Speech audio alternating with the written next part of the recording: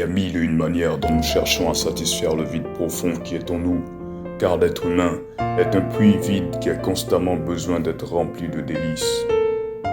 Quel est le délice véritable, profond et agréable qui peut satisfaire nos âmes malades? C'est Jésus le Christ, la parole de Dieu manifestée en chair. Sa parole est une épée qui donne la vie et qui fait mourir. Elle donne la vie aux morts et elle fait mourir les passions de nos chairs qui nous éloignent de la vie. Comme les fruits sortis de la verge d'Aaron, le message qui va suivre est un fruit sorti de la verge de Christ, crucifié sur le bois du calvaire. Attentifs soyons et que toute la gloire soit à Jésus-Christ par le sang duquel nous échappons à l'enfer.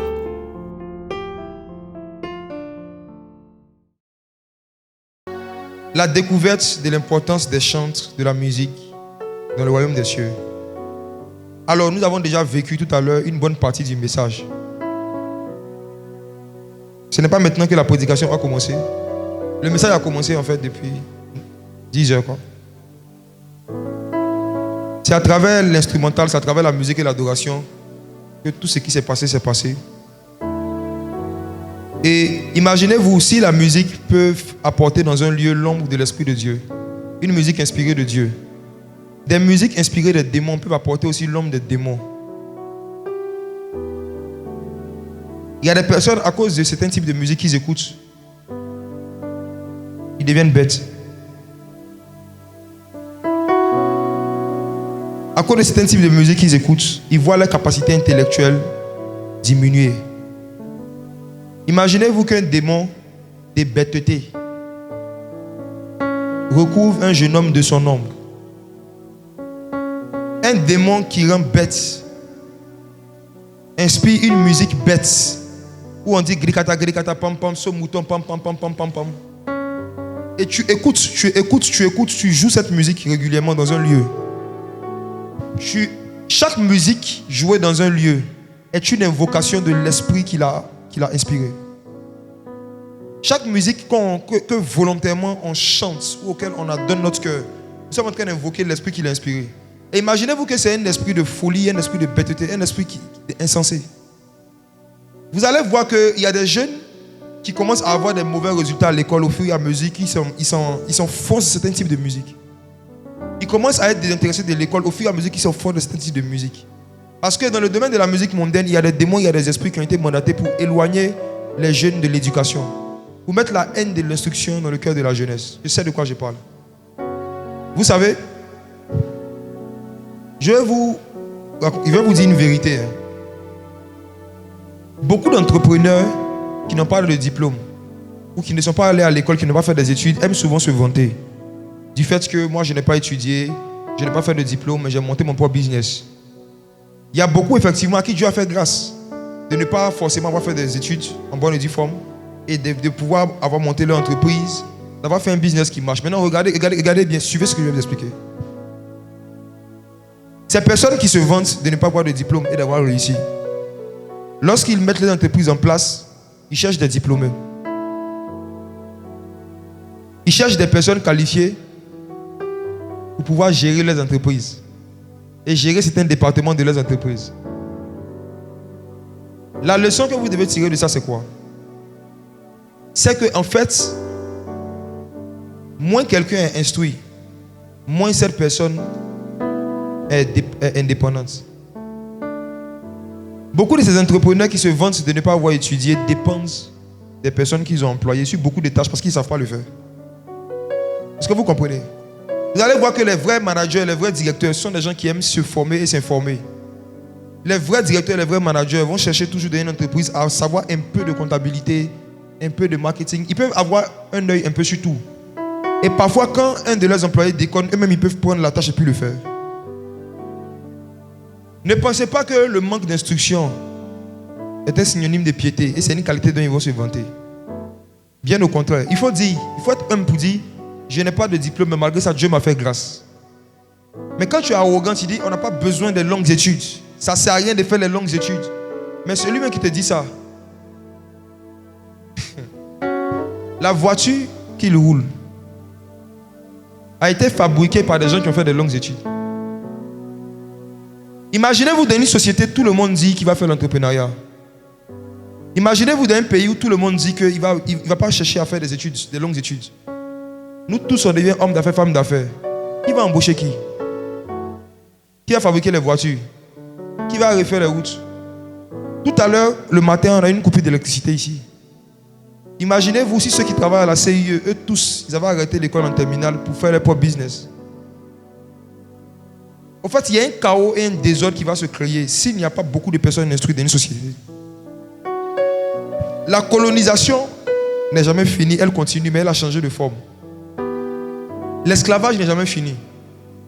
Ça continue sous la forme intellectuelle. Les colons se battent pour qu'il y ait de moins en moins de personnes instruites en Afrique, qu'il y ait de moins en moins de personnes qui sont instruites. Pourquoi?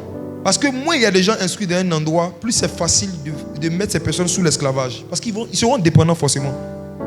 On peut être riche et être dépendant des hommes. Est-ce que vous le savez? Je connais un monsieur riche qui ne sait pas écrire son propre nom. Chaque fois qu'il va à la banque, il va avec son neveu. Il a fait fortune dans le café cacao. Mais il ne sait pas lire, il ne sait pas écrire. Et il est tellement arrogant qu'il dit que lire et écrire, ça sert à quoi? Ceux qui savent lire, qui savent écrire, là, moi je les paye. Il ne cherche pas à se perfectionner, à améliorer. Un jour, son neveu lui a fait un truc. Il a fait quelque chose. Tu ne sais pas lire. Il dit il faut écrire, il retire 1 million. Le neveu a mis 10 millions. Il a mis un zéro de plus. Est-ce qu'il sait? Il y en a qui ont beaucoup d'argent, quand on les vole, ils ne savent pas qu'on les a volés. Certains parmi vous, comme ça, si on prend 20 000 de votre portefeuille tout de suite, vous n'avez pas remarqué, n'est-ce pas? Et à chaque fois que le petit accompagnait son grand-père, il ajoutait toujours un petit zéro. Un petit zéro. Il avait ça pendant 2 ans. Quand il a atteint son autonomie financière, il a fait comprendre à son oncle qu'il doit voyager. Il est parti. Et avant de partir, il avait encore pris un petit zéro, plus grand que les zéros précédents. Et la banque a appelé le monsieur pour lui dire que son compte a découvert. On lui donne des informations au téléphone, il ne comprend rien. Il s'est même découvert, même c'est quoi. Il y a des gens ici, là, quand on dit compte découvert, il dit qu'il a découvert mon compte.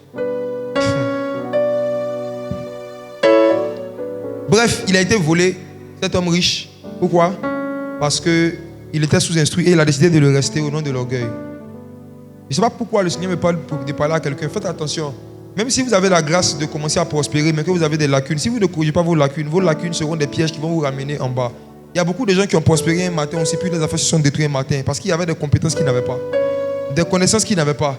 La grâce peut te faire monter, mais c'est la compétence qui te fait rester. La grâce t'ouvre des portes, mais c'est la compétence qui te donne un trône. Tu peux rentrer dans un lieu puis tu n'as pas de place assise. Il y en a qui n'arrivent pas à s'asseoir dans certaines activités à cause de leur lacune intellectuelle. Ils commandent des activités qui n'arrivent pas à continuer à cause de leur lacune intellectuelle. Donc pour revenir au problème de l'intellectualisme, ne pensez pas que la musique que vous écoutez n'a aucun effet sur votre QI, sur votre quotient intellectuel. Faites très attention. Vous allez rarement voir, très rarement voir, des ministres sérieux. Écoutez des DJ qui dans leurs chansons du début à la fin parlent en langue à 80%. Je dis les ministres sérieux. Si vous habituez votre cerveau à écouter des choses qui n'ont pas de sens, vous êtes en train d'habituer votre cerveau à aimer ce qui est bête. Donc quand vous allez lui montrer des choses complexes, le cerveau va pas mal réagir. Non, moi je ne suis pas habitué à ça. Faites attention, je parle plus à ceux qui sont jeunes, faites attention. Au-delà des choses de Dieu, apprenez à écouter des choses qui ont du sens. Quand vous voulez écouter quelque chose, écoutez des choses que vous pouvez comprendre qui ont du sens. On va vous garder. La musique. Je vais parler un peu des chantres, sinon beaucoup. J'ai découvert quelque chose qui m'a surpris dans la parole de Dieu. Lisons 2 Samuel 23, verset 1. Les 2 premières fois où le mot chante a été utilisé dans la Bible. 2 Samuel chapitre 23. Qui m'aide pour la lecture, s'il vous plaît? Je vais aller très vite aujourd'hui. Très vite, très vite. 2 Samuel 23, le verset 1. Oui. Voici les dernières paroles de David. Paroles de David, fils d'Isaïe, paroles de l'homme haut placé. De loin du Dieu de Jacob, du chant agréable d'Israël. C'est bon. Tu peux relire Voici les paroles de David. Ensuite. Pardon. 2 Samuel. Voici les dernières paroles de David. Oui. Paroles de David, fils d'Isaïe. Allons doucement. On nous présente David, fils d'Isaïe. Ensuite. Paroles de l'homme de Dieu haut placé. Allons doucement. Est-ce que vous connaissez c'est quoi un homme de Dieu haut placé?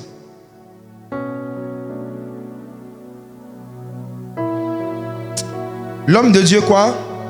De l'homme haut placé. L'homme de Dieu quoi? Haut placé. Cette phrase a un sens spirituel et un sens social. Suivez-moi bien.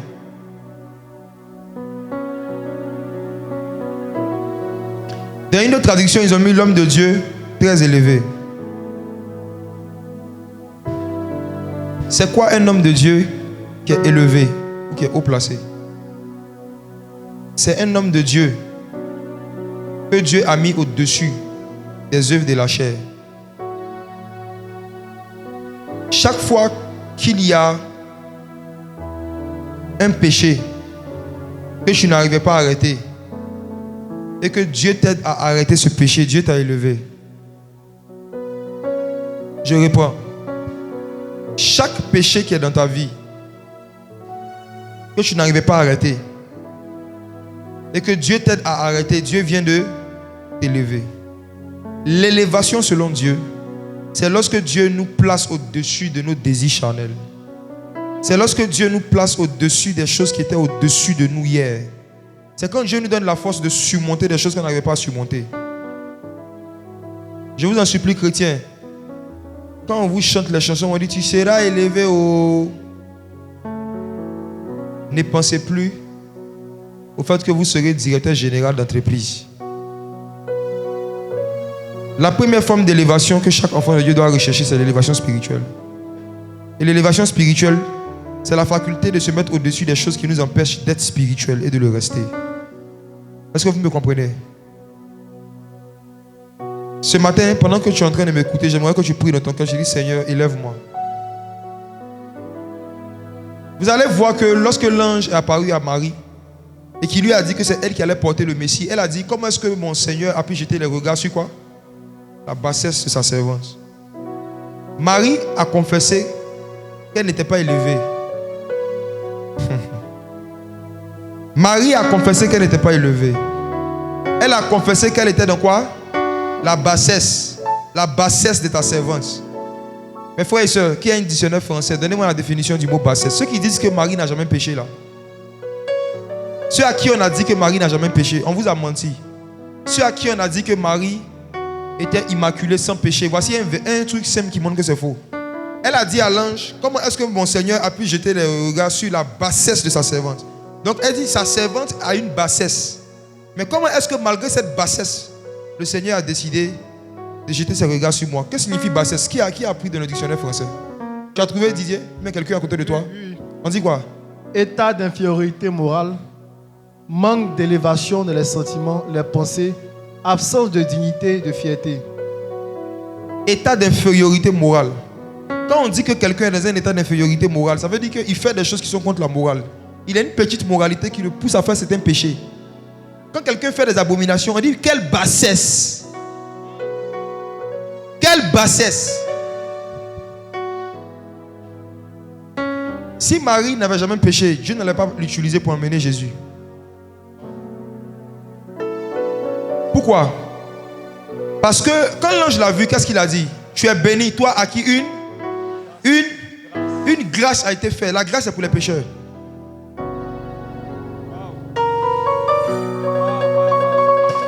On ne peut pas faire une grâce à un ange parce que les anges n'ont jamais péché.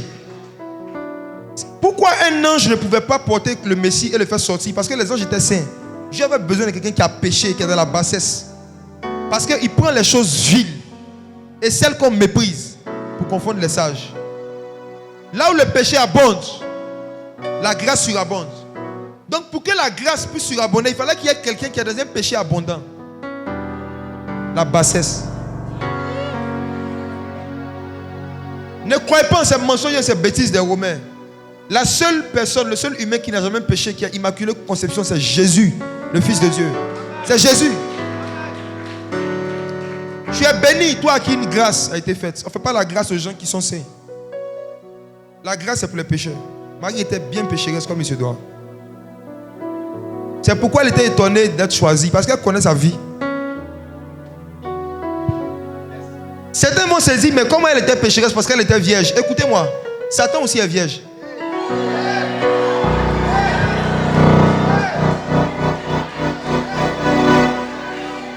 Satan n'a jamais couché avec une femme. Mais c'est un pécheur. La virginité, ce n'est pas la sainteté. N'oubliez pas que dans la parole des 10 vierges, dans Matthieu chapitre 25, le Seigneur a parlé de 10 vierges. Il y avait 5 qui étaient folles. Elles ont raté l'enlèvement. Ce n'est pas seulement le sexe qui souille, la folie aussi souille. Satan est vierge. Si c'est parce que quelqu'un est vierge qu'on doit l'adorer, il faut qu'on adore aussi Joseph, parce que Joseph est puceau. Si Joseph était le mari de Marie et que Marie est restée vierge toute sa vie, cela veut dire aussi que Joseph est resté puceau toute sa vie. Et soyez francs de vous à moi, entre un homme et une femme, c'est pour qui c'est plus difficile de garder sa sexualité? Non, c'est pour qui c'est plus difficile de garder. Mais pourquoi on n'adore pas Jo? Adorons Joseph, le saint puceau. Arrêtez de mentir aux enfants de Dieu. Ceux qui font ça, ils se connaissent. Ils viennent me voir à mon bureau. Ils chantent que Marie a Immaculée Conception. Mais après, ils viennent me voir à mon bureau pour dire affaire de Marie. Moi-même, je sais qu'il y a des choses qui ne sont pas bibliques. Mais c'est un peu. Les prêtres viennent me voir de plus en plus. Je dis, vous êtes méchants. Vous pensez que la sagesse consiste à masquer la vérité, à ne pas la dire de manière crue. C'est ça la sagesse. La Bible dit dans Proverbe que la sagesse crie dans les rues. La Bible dit les choses cachées sont à Dieu. Les choses révélées sont à nous. Donc quand on révèle la vérité, c'est ce qui est pour les hommes. Quand on cache ça, c'est pour Dieu. Si Marie n'était pas pécheresse, elle n'allait pas recevoir une grâce. Parce que la grâce est la faveur imméritée. Donc le fait qu'elle a reçu une grâce, c'est la preuve qu'elle ne méritait rien. Et quelqu'un qui ne mérite rien, on ne doit pas lui donner une place particulière. On la respecte, on est d'accord du travail qu'elle a fait. Le Seigneur Jésus est en train de prêcher un jour et on lui a dit ta mère et tes frères sont dehors. On dit ta mère et tes frères sont dehors. La Bible dit Jésus a demandé à ceux qui lui ont dit ça. Qui est ma mère? Pardon, trouvez-moi la référence. Je sens quelque chose dans mon esprit en fait. Il y a quelqu'un ici là, qui a une idole dans son cœur. Tu aimes chanter pour Dieu, mais tu ne veux pas abandonner le culte des idoles. On va s'aider. Ce matin, Dieu veut te lever. David était un homme haut placé. Dieu veut te mettre en haut de l'idolâtrie du catholicisme romain. Il veut te faire sortir de ces choses. David, l'homme haut placé, il était placé au-dessus des idoles. L'homme de Dieu haut placé. Qui a la référence? Où il dit qui est ma mère? Marc. Donnez la référence, disiez Marc. Marc 3, à partir du verset 31. Marc 3, verset 31, allons-y. Suivant sa mère et ses frères, qui, se tenant dehors, l'envoyaient l'appeler. Sa mère qui? Et ses frères. Sa mère qui? Et ses frères. Ils ont dit ses cousins. Non, ses frères. Mais elle était vierge. Il avait des frères, mais sa mère était vierge. Waouh. Allons-y. La foule était saisie. La foule était assise autour de lui et on lui dit, voici ta mère et tes frères sont dehors et te demandent. Et il répondit, qui est ma mère et qui sont mes frères? Allons doucement. Les femmes, s'il vous plaît, mettez-vous à la place un peu de Marie. Votre enfant que vous avez allaité, vous avez lavé ses couches, ramassé son caca. Aujourd'hui, il commence un ministère. Toi, la maman, tu dis appelez mon fils. Et puis il répond aux gens, qui est ma mère? Comment tu vas te sentir, la vieille? Maman, comment tu vas te sentir? Maman, comment tu vas te sentir, maman? Ton enfant dit en public, qui est ma mère? Si on s'arrête que là, comment elle va se sentir? Si vous lisez Luc chapitre 2, la Bible dit que lorsque Marie était venue avec Jésus au temple, elle a rencontré un prophète qui s'appelle Siméon. Et le prophète lui a dit, tu sais, cet enfant-là, à cause de lui, une épée va te transpercer le cœur. C'est ça qui est là. Ça, c'est pas épée, ça, c'est machette. Qui est ma mère? C'est une machette, hein? Mais il ne dit pas seulement qui est ma mère. Regarde la suite, il faut lire, s'il te plaît. Donne la référence et puis tu lis. Marc 3, le verset 33. Oui. Et il répondit, qui est ma mère et qui sont mes frères? Puis, jetant les regards sur ceux qui étaient assis tout autour de lui, voici, dit-il, ma mère et mes frères. Le verset 35. Car quiconque fait la volonté de Dieu, celui-là est mon frère, ma soeur et ma mère. Relis ça s'il te plaît. Marc 3, le verset 35. Quiconque. Car quiconque fait la volonté de Dieu, celui-là alors est... doucement. Qui fait la volonté de Dieu ici? Garde ta main levée puis écoute qui tu es. Relis. Car quiconque fait la volonté de Dieu, oui, celui-là est mon frère, ma soeur et ma mère. Ma mère. Tu es sa mère aussi. Si quelqu'un veut prier la mère de Jésus, il faut lui dire, me voici. Priez-nous. Priez-nous tous. Si on dit non, on doit passer par sa mère. On dit un enfant, ils ont un truc là. On dit un enfant, quand tu veux toucher son cœur, passe par sa mère. Il faut dire, il y a ton voisin, Jésus n'est pas un enfant. Est-ce que Jésus c'est un enfant? Dis pas à ton voisin, est-ce que Jésus c'est un enfant?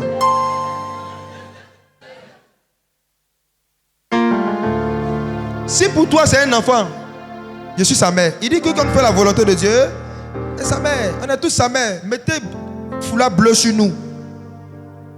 Venez avec des encens. On va se placer comme ça. Arrêtez l'idolâtrie. Arrêtez ça. Je suis en train de parler à quelqu'un qui est ici, qui est dans ces choses encore. Et qui est venu avec une mentalité. J'ai un problème, je vais raconter mon problème à l'homme de Dieu. Mais en tout cas, moi, je reste catholique. Regarde, reste catholique. Mais nous, on reste biblique aussi. Respectons-nous. Jésus n'est pas un marabout. On va chez un marabout juste pour chercher une solution. Mais on va chez un Seigneur pour chercher une élévation. Et l'élévation, là, c'est le fait d'être délivré de ses péchés. C'est le fait d'être délivré de ses idoles, de connaître Dieu. Le fait d'aller au-delà des œuvres de la chair. C'est pour ça qu'on vient vers Jésus. De plus Dieu nous utilise, plus les gens nous traitent comme si on était des fétiches. Il prend des rendez-vous avec toi, tu viens, il explique un problème. J'ai une maladie, mon fils a tel problème. Prie pour moi. J'ai dit, ok, avant de prier, qui es-tu? Tu pries où? Tu es quoi? Non, moi, en tout cas, je meurs catholique. Il y a une femme qui m'a dit ça au bureau. Il a dit, madame,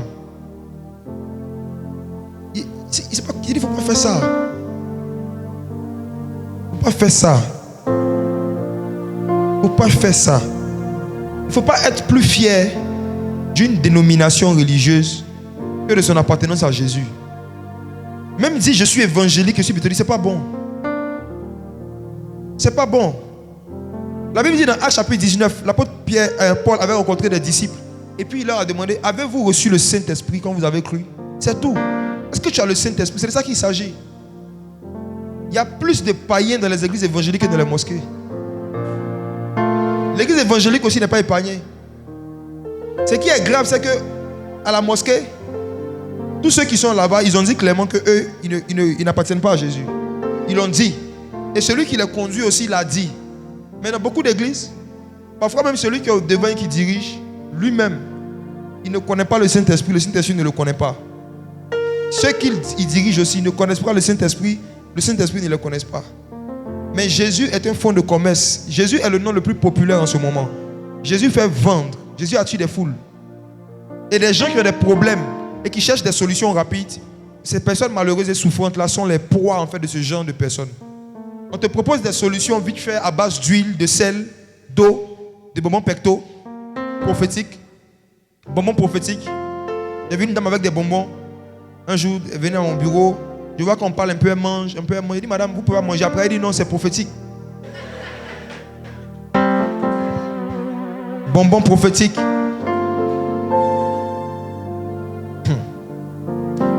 David, avant d'être chante, d'abord, il était quoi? Un homme de Dieu, haut placé. Je vous en supplie, si vous n'avez pas un témoignage de la délivrance d'un péché, ne cherchez pas à faire la musique pour Dieu. Si vous n'avez jamais été haut placé, vous n'avez pas de témoignage où Dieu vous a mis haut de certaines bassesses dans lesquelles vous étiez, laissez tomber la musique. Voici pourquoi je ne vais jamais utiliser pour prier ou pour adorer le Seigneur la musique d'un chante qui adore Marie. Même s'il chante Jésus jusqu'à la fin, qu'il pleure, qu'il se roule par terre, ce n'est pas ça l'adoration. Sortez de l'émotion. On nous a parlé vendredi passé, non? Ce n'est pas parce qu'une musique te touche que la musique touche Dieu. Un chante semi-mariolate, semi-chrétien peut chanter, ça va t'émouvoir. Et puis Dieu est en colère. Ce qui touche Dieu, c'est l'obéissance à ses commandements. Dieu n'est pas touché par l'instrumental. Il y a beaucoup de séduction dans la ville. Pour savoir si un chantre, ce qu'il est en train de faire, est comestible, si tu peux consommer ça spirituellement, il faut regarder la doctrine dans laquelle il croit. Le Seigneur ne cherche pas des adorateurs qu'il adore en chanson, mais qu'il adore en esprit et en vérité. Est-ce qu'il est dans la vérité? Est-ce que l'évangile dans lequel il baigne, c'est la vérité? La sirène des eaux a une belle voix. Beyoncé peut te faire pleurer. Si Rihanna t'attrape, tu vas couler des mauvais. Tu prends n'importe quel artiste païen, tu lui dis d'interpréter un cantique chrétien, ça va créer des émotions. Ça va faire des feelings, ça va faire des choses, ça va te toucher. Mais ce n'est pas parce que quelque chose te touche que ça touche Dieu. Une musique peut te toucher et puis ne pas toucher Dieu. Ce qui touche Dieu, c'est ce qui vient de la vie de quelqu'un qui a accepté la vérité de l'évangile. Parfois, pour savoir si un chantre est comestible ou parfois, regardez le type de prédicateur qui y traîne. Il y a une chantre dont je vais te le nom. Je la prenais un peu au sérieux avant. Et puis arrivé un moment, j'ai commencé à la voir aller dans certains événements.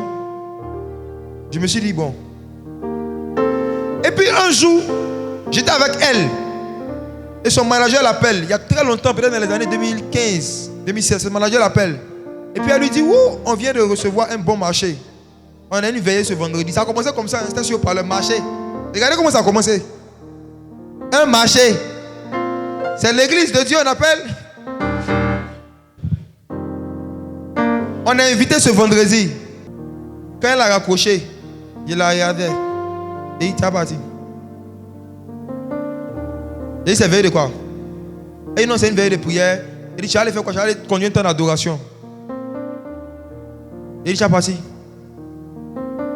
Elle dit, il a prié d'abord. Comportement de Balaam. Il y a un homme qui s'appelait Balaam dans la Bible.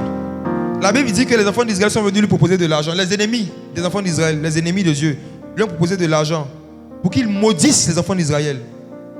Si quelqu'un vient te donner de l'argent pour que tu maudisses la MSA, quelle doit être ta réponse? On dit, tiens l'argent, il faut maudire la MSA. Quelle sera ta réponse? Balaam dit, il va prier. La Bible dit que Balaam est parti voir Dieu pour demander au Seigneur, maudirai-je?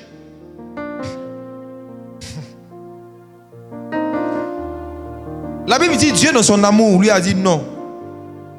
Il est parti vers eux, il dit, je ne vais pas maudire ce que Dieu a béni. La Bible dit qu'ils sont partis, ils ont augmenté la somme. Ils ont doublé la mise. Ils sont passés de 500 000 à 1 million, le cachet. Ils sont revenus voir Balaam. Maudit.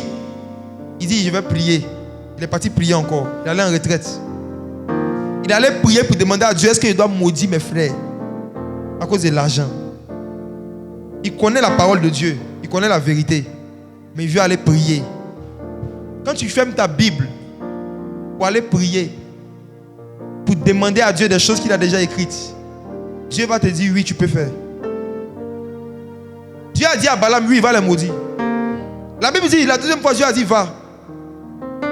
Il a pris le cachet. Lui et son manager. La Bible dit qu'il a pris le cachet. Et puis il a commencé à partir pour aller maudire. Mais la Bible dit, pendant qu'il était sur un âne et qu'il partait, Dieu a envoyé un ange avec une épée pour le tuer. Quand quelqu'un connaît la vérité de la parole de Dieu, mais qui vient quand même prier pour demander à Dieu, est-ce qu'il peut faire ce que Dieu a dit de ne pas faire? Dieu va te dire, tu peux. Ironie prophétique. Quand tu connais la vérité, mais que tu viens prier quand même pour demander à Dieu, est-ce que ce que tu as lu là c'est vrai? Est-ce que toi, il n'y a pas une déception pour demander? Si, tu es mon fils préféré. Mais quand Dieu se met en colère contre toi, il te permet de faire des choses qu'il interdit à tout le monde. Il te dit va. Tu vas entendre une voix claire qui va te dire ma fille, va. Avec tous les enseignements que tu as entendus, toi tu es chrétienne, tu demandes à Dieu, est-ce que c'est mauvais s'il est marié un musulman? Est-ce qu'il ne peut pas se convertir? Dieu dit, c'est pas mauvais. Tu vas faire un songe clair où Dieu va dire, ma fille, marie-toi abondamment. Mais la même chose qui est arrivée à Balaam va t'arriver. La Bible dit, pendant qu'il partait, un ange est venu avec une épée pour le tuer. Et son âne a vu l'ange. La Bible dit que l'âne de Balaam s'est arrêté. Souvent dans leur staff, ce genre de chante, il y a toujours quelqu'un qui est comme un âne. Il leur dit, mais là, est-ce qu'on doit partir? Là, c'est pas bon. Ici, c'est pas bon. Mais est-ce qu'ils écoutent les ânes? Est-ce qu'ils écoutent les ânes? Il y a une de nos soeurs qui est en train de faire des choses qui ne sont pas bien actuellement dans ce domaine. Il y a quelqu'un qui m'a dit, il va lui parler. Il a dit, petit, tu es un âne. Tu ne peux pas. Elle, c'est les chevaux qui peuvent lui parler. Il a essayé, il n'a pas pu. L'âne lui a dit, on ne bouge plus, il y a un danger. La Bible dit que Balaam a commencé à frapper son âne. Il y a des histoires drôles dans la Bible quand même. Il a commencé à frapper son âne. Impoli là. Lui, il maudit. Oh. Son travail, il s'en va faire là. Il s'en va maudire. Hein. Il va maudire les enfants de Dieu. Et puis toi, un âne comme ça, tu t'amuses, tu vas prendre une balle perdue. La Bible dit qu'il a commencé à le frapper, à l'insulter, à le maudire. Et la Bible dit, heureusement pour l'âne. Parce que Dieu voulait sauver la vie à cet âne. Balaam était tellement en colère que Balaam pouvait tuer cet âne. Donc qu'est-ce que Dieu a fait? Dieu donne à cet âne le don du parler en langue. Le parler en langue, c'est lorsque quelqu'un parle une langue qu'il n'a pas appris à l'école. Qui n'est pas sa langue naturelle, qui est la langue d'un autre peuple. La Bible dit que cet âne a commencé à parler en hébreu. Un animal. Pour dire que le parler en langue est un don que Dieu nous donne pour empêcher qu'on meure, pour empêcher qu'on vive certains dangers.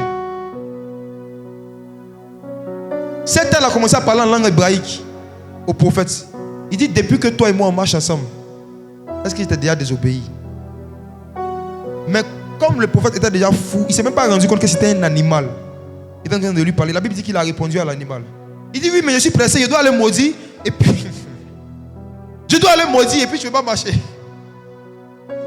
Et l'âne lui a dit qu'il y a un danger devant. La Bible dit que quand l'âne lui a parlé, c'est là que les yeux de Balaam s'ouvrirent. Ça veut dire quoi? À travers le don du parler en langue, quand tu parles en langue, Dieu peut donner une vision à quelqu'un qui est à côté de toi, qui voit des choses que toi tu ne vois pas. C'est parce que cet âne a parlé d'une langue qui n'était pas sa langue normale que Balaam a eu une vision. Quand il parlait en langue, c'est là que Balaam a vu l'ange. La Bible dit que Balaam il s'est procédé. Il a pleuré. Quand il a soulevé ses yeux, que l'un a disparu. La Bible dit qu'il a continué sa route, l'aller maudit. Si vous connaissez le cœur de l'homme, c'est pour ça, ne prenez pas les pleurs des gens. Quand les gens font quelque chose de grave et qu'ils vous demandent pardon en pleurant, ne prenez pas leurs pleurs pour une marque de sincérité. Les pleurs ne sont pas toujours synonymes de sincérité. Les pleurs, c'est aussi une technique de séduction. Moi, je connais un de mes amis dans le monde. Il nous a dit que si lui veut coucher avec une fille, elle ne peut pas. Il dit que ça va prendre 1 an. Il va prendre le temps que ça va prendre. Mais il dit qu'il se donne toujours maximum 1 an, il va réussir. Et un jour, il a demandé, mais tu fais comment?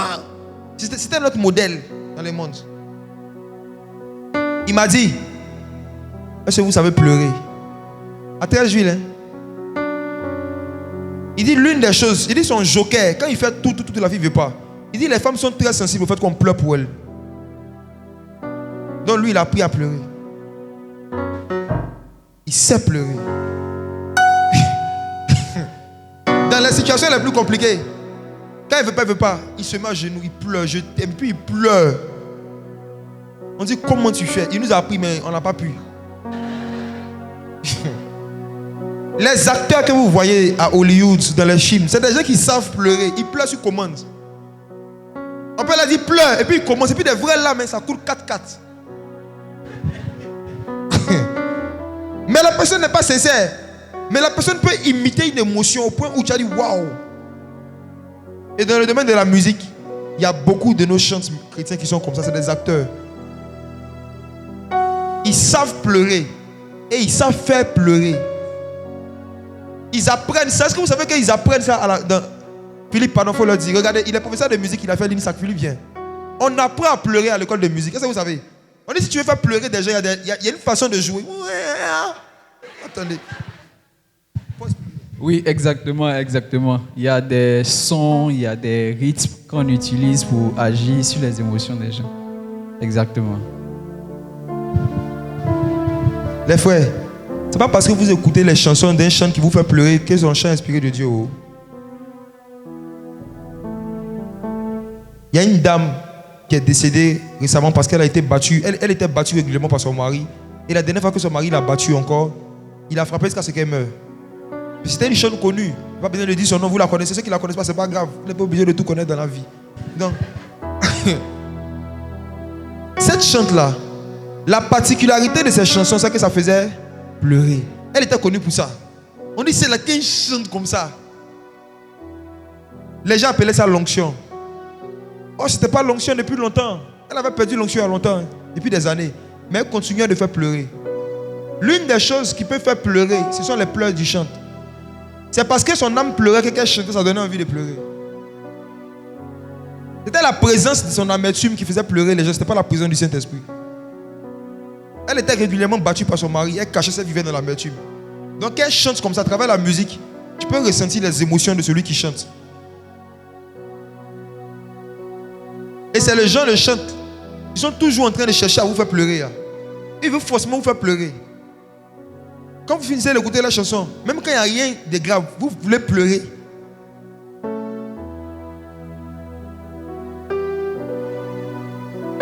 David était un homme haut placé. Deuxièmement, on dit oint de Dieu. Je suis en train de parler de l'onction des chants. On reconnaît l'onction d'un chant en fonction de sa faculté à refuser des compromissions. En fonction de sa faculté à se tenir dans la vérité. En fonction de sa faculté à dire la vérité. Tu ne peux pas prendre la même bouche pour mentir du lundi au vendredi. Et puis samedi entonner un chant nouveau. C'est un mensonge nouveau. Tu ne peux pas prendre cette même bouche pour parler mal à tes collègues, parler mal aux gens. Et puis le dimanche, tu viens chanter bien. Celui qui a l'habitude de parler mal aux gens, mais qui chante bien, il adore mal. Celui qui a l'habitude de parler mal et qui chante bien, il adore mal. L'adoration ne commence pas quand on parle à Dieu, ça commence quand on parle aux hommes. Notre adoration, c'est notre façon de parler aux gens. Notre adoration, c'est notre façon de réagir quand on est blessé. C'est là que l'adoration commence. David était haut placé, il était oint. L'onction de la vie des chants, ce n'est pas sa faculté à émouvoir les gens. C'est la faculté à rester dans la vérité et dans l'esprit. L'onction aussi de la vie des chants, c'est sa faculté à avoir la vie de prière. Sa faculté à avoir une vie de prière. Quand un chant n'a pas une vie de prière, il peut chanter 10 chansons avec des belles paroles. Aucune d'entre elles ne te donnera envie de prier. Je répète. Quand un musicien chrétien ou un chanteur n'a pas une vie de prière, tu peux écouter ces chansons, des belles paroles, mais ça ne te donnera jamais l'envie de prier. Je trouve très suspect tous les chanteurs qui font sortir différents titres pendant des années et aucun de leurs chants n'inspire une envie de prier.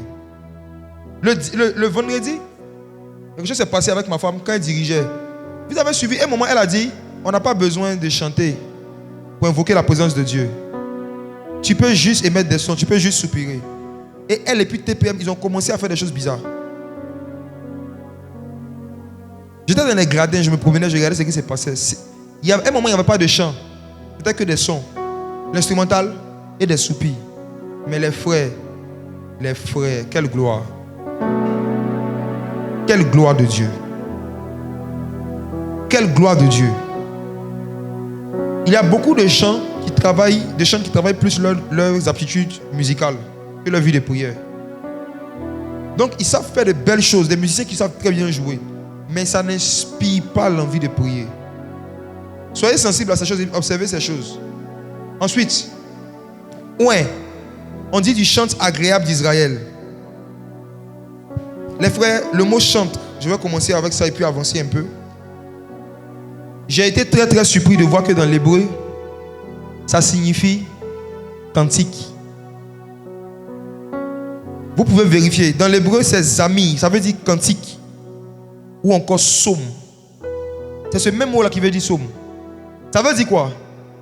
Mon frère Didier relit 2 Samuel 23, verset 1 en remplaçant le mot chante par cantique. 2 Samuel 23, le verset 1. Voici les dernières paroles de David. Paroles de David, fils d'Isaïe. Paroles de l'homme haut placé, de loin du Dieu de Jacob, du cantique agréable d'Israël. David était un cantique. Wow. David était un psaume. David était un chant. J'ai mieux compris quelque chose que j'avais vu, que je n'avais pas compris. J'avais dit que un enfant de Dieu, surtout un musicien, peut atteindre un niveau où quand il marche, des gens entendent des mélodies. Vous vous rappelez de cela? Je l'avais dit, j'ai revu la vidéo. Et puis, moi-même, je me suis demandé, il dit quoi même? Je suis allé méditer dessus, j'ai trouvé beaucoup de versets qui m'ont confirmé que il y a des personnes qui ont des chants et il y a des personnes qui sont des chants. Il y a des personnes dans le royaume des cieux, eux-mêmes, ils sont des psaumes à part entière. Ils sont des cantiques. Et si tu les côtoies ou si tu les regardes exercer, ça t'inspire des chants. Leur vie t'inspire des chants. Il y a des personnes qui ont composé des chants en méditant la vie de la prophétesse Anne. Il y a des gens qui ont médité des chants en méditant la vie de Jésus. Parce que Anne était un chant. Jésus était un cantique. Donc si tu le regardes bien, tu auras envie de chanter. Mes frères et sœurs, je prie que Dieu vous amène à ce niveau. Le Seigneur m'a dit, lorsque je veux créer une armée de musiciens, je chante. Le Seigneur m'a dit, les esprits des musiciens sont des chants. Et quand je dois créer leurs esprits, je fredonne des airs. Et ce sont ces airs qui sortent de Dieu qui deviennent des personnes. Ils deviennent des chants. Le Seigneur m'a dit, la raison pour laquelle toute cette année 2024, il va nous pousser, je dis nous pousser, à vraiment prendre l'adoration qui se fait au travers de la musique beaucoup au sérieux et le faire avec beaucoup de diligence.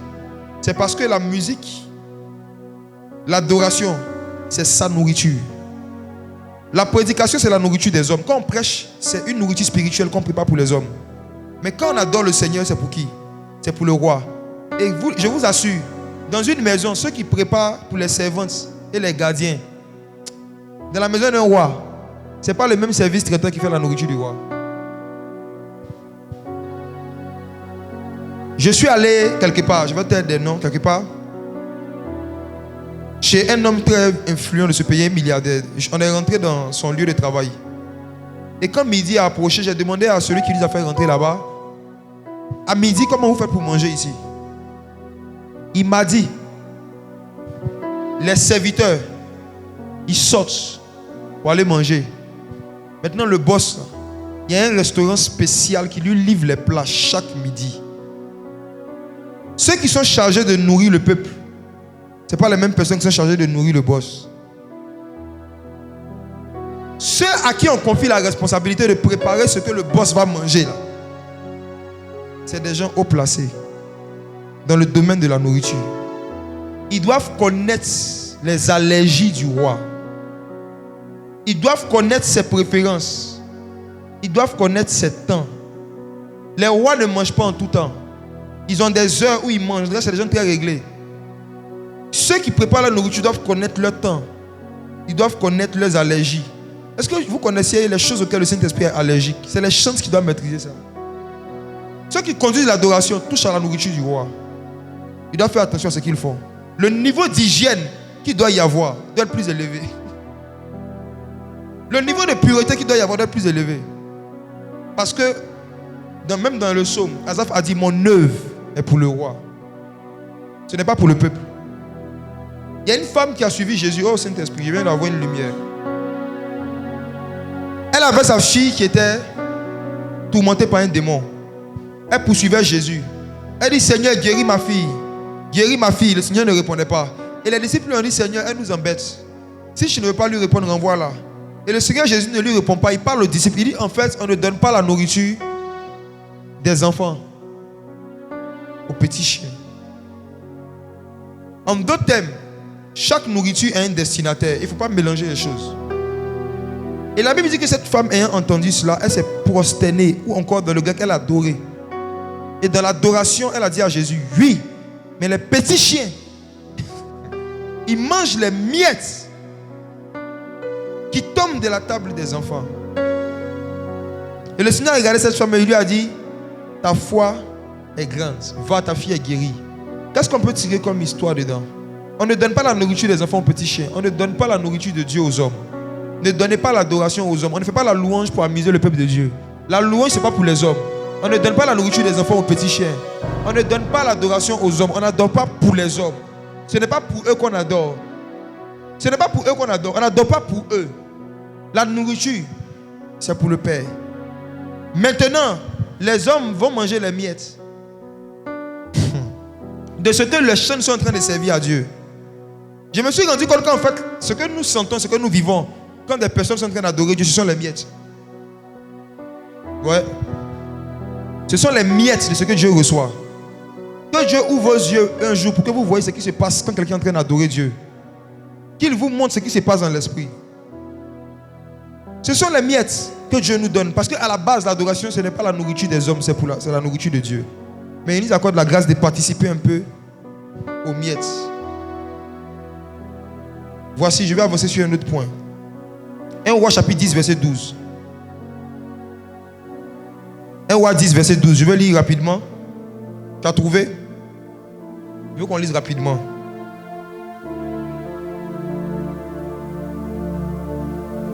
Un Roi 10, verset 12. Le roi fit avec le bois de sandal des balustrades pour la maison de l'Éternel et pour la maison du roi, et des arbres et des luttes pour les chantres. Il ne vint plus de ce bois de sandal, et on n'en a plus vu jusqu'à ce jour. Le bois de sandal. On dit que c'est un bois qui avait été utilisé pour faire les premiers instruments de musique, et on n'a plus jamais vu ce bois jusqu'à ce jour. En d'autres termes, c'est un bois qui a existé dans une époque et qui a disparu. C'est un arbre qui a existé dans un siècle et qui a disparu. Un arbre rare. Et c'est ça que David avait utilisé en son temps pour faire les instruments des premiers chantres. Voici la vérité dans ce verset. La vérité, c'est que les premiers musiciens n'étaient pas appelés des musiciens, ils étaient appelés des chantres. On dit qu'on a fait des instruments de musique pour les chantres, pas pour les musiciens. En étudiant la Bible, je me suis rendu compte que les gens dans l'Antiquité ne faisaient pas de différence entre les chantres et les musiciens. Les musiciens étaient aussi appelés des chantres, parce que chante signifie quoi? Cantique. On appelait cantique tous ceux qui jouaient un instrument de musique et tous ceux qui chantaient pour le Seigneur, comme dans ce verset. On a fait des instruments de musique et on a donné ça au cantique. On a donné ça au chant. Mais le bois de sandal, j'ai envie d'en parler, mais il est midi 10, une autre fois. Rappelez-moi que je vous parle de ce bois. En fait, c'était la croix.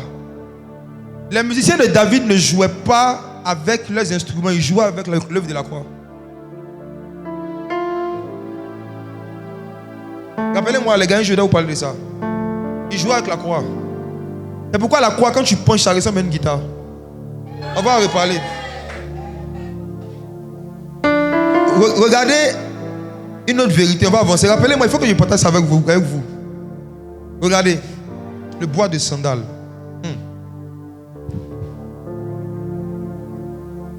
Vous pensez que c'est un hasard que Jean-Baptiste, lorsqu'il a vu Jésus venir, il voit Jésus venir. Les gens voient un homme, lui il voit un agneau et puis il voit une musique. Il voit un chant qui vient. Et le Seigneur dit, baptise-moi. Il dit quoi? Je ne suis même pas digne de délier la courroie de tes sandales. Vous pensez que c'est un hasard s'il a utilisé le mot sandal?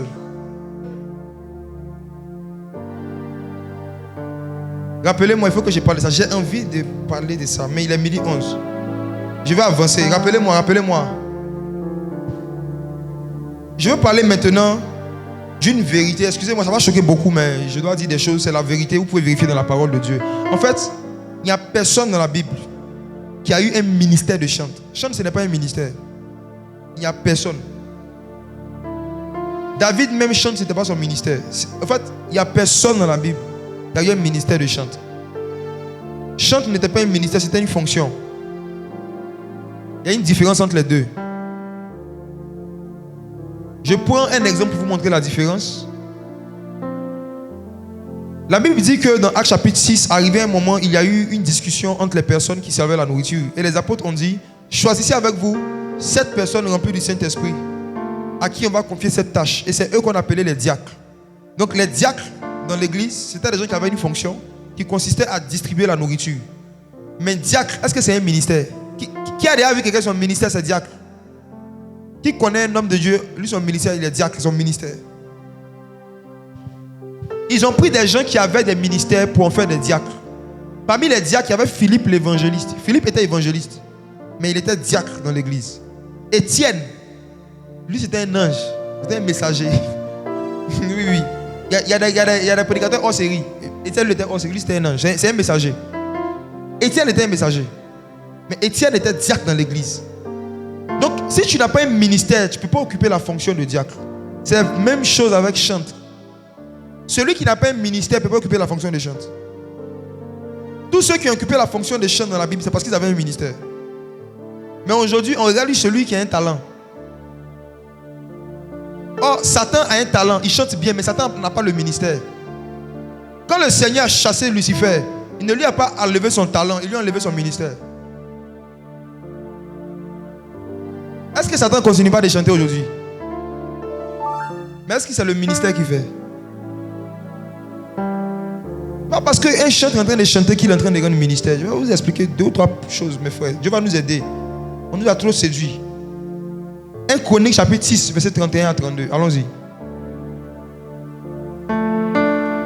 1 Chronique chapitre 6, le verset 31. Oui. Voici ce que David établit pour la direction du chant dans la maison de l'Éternel. Depuis que l'arche eut un lieu de repos. Le verset 32. Oui. Il remplit les fonctions de chant devant le tabernacle, devant la tente d'assignation, jusqu'à ce que Salomon eût bâti la maison de l'Éternel à Jérusalem. Et il faisait le service d'après la règle qui leur est prescrite. On dit il remplit les fonctions de chantre.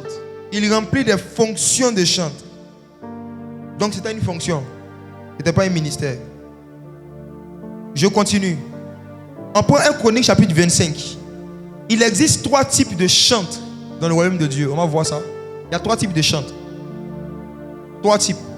Et ça, c'est un éclairage que le pasteur dit Stéphane de Vase d'Honneur. Donc ça m'a donné. Et il m'a dit d'aller méditer avec. Et effectivement, j'ai vu, ça m'a beaucoup édifié. C'est là-bas que Daniel Banham est actuellement ce matin. On l'a invité là-bas pour prêcher. Il y a 3 types de chantres. Regardez. 1 Chronique 25 à partir du verset 1. 1 Chronique 25, le verset 1. David et les chefs de l'armée mirent à part pour le service ceux des fils d'Azaph, d'Eman et de Jéduthun qui prophétisaient en s'accompagnant de la harpe, du luth et des cymbales. Et voici le nombre de ceux qui avaient des fonctions à remplir. Vous voyez que le mot fonction revenait. On nous parle d'une catégorie de personnes qui étaient des prophètes. Ils prophétisaient. Et c'est parce qu'ils prophétisaient qu'on les a mis dans une fonction. Donc leur ministère c'était quoi? Prophète. Et leur fonction c'était quoi? Chant. C'est pourquoi j'ai appelé mes gars la troupe des prophètes. Musiciens. Ce n'est pas des artistes, c'est des prophètes d'abord. Amen. Maintenant, on leur a confié une fonction qui consiste à conduire la louange et l'adoration dans la maison de Dieu. Maintenant, selon les Écritures, il y a 3 types de chantres. Premièrement, les fils d'Azaph, les fils d'Eman et les fils de Jéduthun. C'est 3 types de chantres qui ont 3 types de manteaux différents. C'est 3 types de musiciens qui ont 3 types de manteaux différents. Et vous qui êtes dans le domaine de la musique, vous devez écouter ces choses encore avec plus d'attention. Il faut que vous arriviez à vous mettre dans une catégorie. Vous êtes fils de qui? Il y a les fils d'Azaph, les fils d'Eman et les fils de Jéduthun. Vous allez voir qu'ils ont cité 3 pères. Et ces 3 pères devaient engendrer 3 générations de musiciens. Chacune de ces 3 générations correspond aux 3 parties de la divinité. Le Père, le Fils et le Saint-Esprit. Et vous allez voir qu'on va continuer que chaque catégorie de chants avait une révélation particulière d'un aspect de Dieu qu'ils devaient mettre en avant dans leur musique. Chaque catégorie de chants avait une révélation particulière d'un aspect du Créateur qu'ils devaient mettre en avant. 1 Chronique 25, allons au verset 2. Les fils d'Azaph, première catégorie de chants, qu'est-ce qu'ils faisaient? Allons-y. Des fils d'Azaph, Zakur, Joseph, Netania et Asheréala. Fils d'Azaph, sous la direction d'Azaph, qui prophétisait suivant les ordres du roi. Il prophétisait en suivant. Les ordres du roi. Voici la première catégorie des chants. C'est ceux qu'on appelle les chants qui prophétisent. Eux, ils ne chantent pas. Qu'est-ce qu'ils font? Prophétise. Dans toute la Bible, chaque fois que quelqu'un chantait un cantique nouveau ou un cantique sous l'inspiration de l'Esprit de Dieu, la Bible disait qu'il prophétisait. Vous allez voir que Anne, le jour où le Seigneur lui a dit qu'il va lui donner un enfant, on dit elle s'est mise à prophétiser en 10 ans. Et puis c'est un cantique qui est sorti. Donc quand on dit qu'il prophétisait, c'est ceux qui chantent. Suivez bien. Qui chantent quoi? Des paroles que Dieu leur a inspirées. Ce qu'on appelle l'adoration prophétique. Ce ne sont pas des choses qu'ils ont réfléchi, qu'ils ont imaginées. Mais c'est des choses qui leur sont venues sous l'inspiration de l'onction prophétique. Des choses qu'ils n'avaient pas prévues. Et des paroles, ça agence souvent, ça peut être des mélodies simplement. Ça peut être juste des mélodies. Vous voyez, la mélodie qu'on a jouée ce matin, Ruach, Ruach, Spirit of God, c'est un groupe de jeunes. Ils sont au Nigeria. Ils étaient dans un temps de prière. Et puis le bassiste, l'esprit de prophétie est venu sur lui. Et puis il a commencé à jouer ça. Est-ce que tu peux jouer un peu? Prends ton saxo s'il te plaît. Les fils d'Azaph. Mantaladodia. C'est cette catégorie de chants et de musiciens qui parfois Dieu même peut leur inspirer un seul mot. Mais à travers ce mot, Dieu peut donner plusieurs messages différents à ceux qui écoutent. C'est exactement comme ça que ça a commencé. Ils étaient en train de prier. C'était un temps de prière. Rappelez-moi que je vous envoie l'audio de l'enregistrement live. Et puis le bassiste a commencé à faire ça.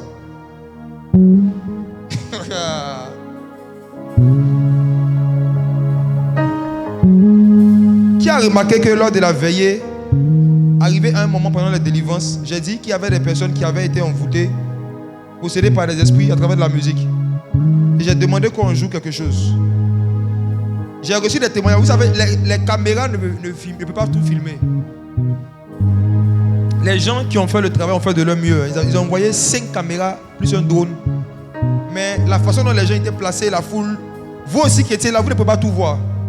Il y a des choses qui se sont passées dans d'autres gradins, dans d'autres endroits de l'auditorium où vous n'étiez pas. C'est seulement à travers les témoignages en fait qu'au fur et à mesure on réalise. Et il y a un qui m'expliquait que quand j'ai dit ça, il y avait une jeune fille à côté de lui qui a commencé à se boucher les oreilles. Il dit dès que j'ai dit ça, se boucher les oreilles, ça a baissé. Et que quand Philippe a commencé à jouer, un démon l'a violemment agité. Et c'est lui-même qui l'a aidé parce qu'il n'y avait personne parmi les gens du service d'ordre. Ils étaient débordés ailleurs.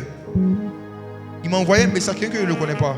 Et il m'a dit de lui expliquer pourquoi j'ai dit à Philippe de jouer en mi mineur. Il dit pourquoi j'ai précisé la gamme. Je me demande est-ce qu'il est prêt à découvrir les choses de l'esprit. Comme je ne le connais pas, je ne lui ai pas répondu. Mais j'ai envie de vous répondre. On est là. Pourquoi est-ce qu'il y a certaines musiques et dans certaines gammes qu'il faut jouer spécifiquement? Derrière chaque musique, il y a un esprit. Derrière chaque musique, il y a un ange. Et cet ange-là se meut au son de la musique spécifique qui est rattachée à son ministère. Et il y a certains parmi eux qui ont des gammes. Tu peux jouer le même chant, mais si tu joues en ré, il ne va pas bouger. La musique est hautement spirituelle. Rien n'est fait au hasard.